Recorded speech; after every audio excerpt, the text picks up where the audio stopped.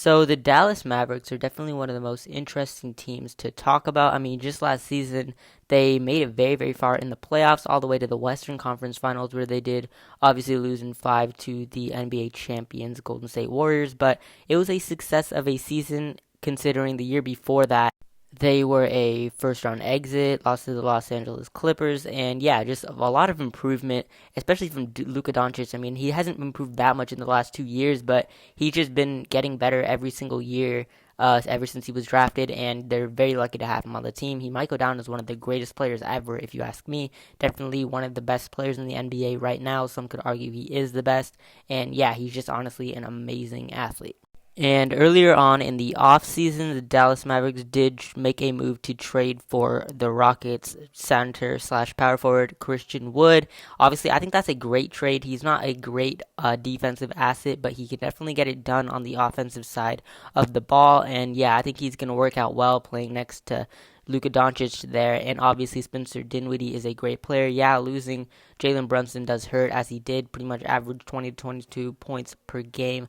Last playoffs, he played honestly amazing there. They did lose him to the New York Knicks, but I don't think it's going to be that big of a deal. I still think they're going to be as how good they were last season. They could make it even farther. You never really know. So what's up? Welcome back to the channel. For today's video, we're going to be talking about why I believe the Dallas Mavericks will make it to the NBA Finals next year. So if you're new to the channel, hit that like button and subscribe for more Mavericks, NBA, and NFL content. And let's get straight to it.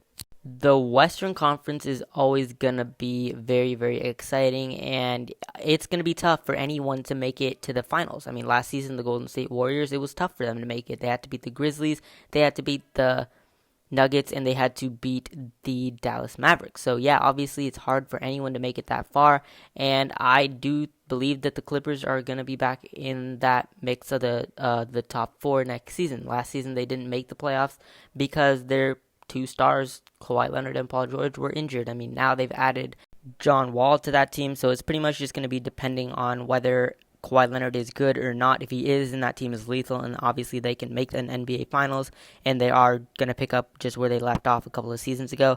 If he's not, then yeah, there's definitely some concerns and some issues going on in Los Angeles there. Trading away Kristaps Porzingis at the trade deadline was not the greatest move ever. I know there's two sides to it. He does get injured a lot, so you're dumping his contract away. Yeah, he's a great talent, but I mean, if you're injured, then there's no point in being talented because you're injured. And I think it's still a good move that they did, bringing in Spencer Dinwiddie, who did have a good year, or half a year, I'd say, for the Dallas Mavericks this year. And I think that he's only going to get better, only going to improve and get that chemistry higher up there with the Mavericks. And last season, Luka Doncic did average 28.4 points per game, almost 46% from the field, 10 rebounds, and almost 10 assists. So he almost can average a triple-double there, almost a 30-point triple-double. So he's obviously been improving a lot more. I mean, in his first season, he only averaged 21 points. I mean, I say only like that's nothing. That's a lot. And he's literally been improving so much every single year. He jumped from 21 points to 28, and he's been around that tier ever since then. He made the All-Star game, All-Star starter, I should say, in only his second season. So there's a bunch of accolades going toward him, and I think he is one of the best young stars. Honestly, I think he is the best young star in the NBA, and he is only 23 years old. So for me to even be saying that he's going to be one of the greatest players in NBA history is honestly insane. I know some people may disagree with that, but I still think that he can be, at least on the offensive side. I should say that. The Mavericks did also bring in JaVale McGee. You can take whatever you want from that. I mean, he's not as he was earlier in his career, but he's still not terrible. He could be that sixth man. I'm not going to even say sixth man. I think he could be like a backup, or even if they need it in garbage time, center there. So I guess that's pretty cool to bring him in there. Dorian Finney-Smith and Tim Hardaway Jr. both did impress me a lot this season.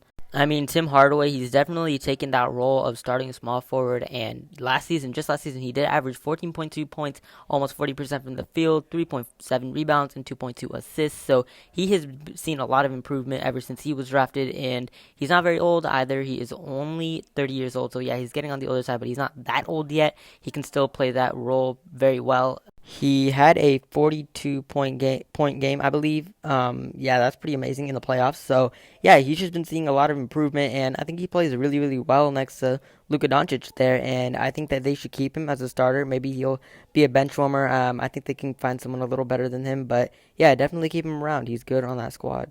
Dwight Powell is still going to be the starting center of this team next season, and I'm not even mad about that. I think he is a good player, especially on the defensive side. He's 6'10", only 31 years old, and this last season he did average almost 10 points, 70% from the field, 5 rebounds and 2 assists. So he's not obviously a great offensive player, but he'll get those lobs from Luka Doncic, and he's, I feel like, an ideal center to play next to Christian Wood and to play with Luka Doncic. Someone like that, someone like a Clint Capella type player.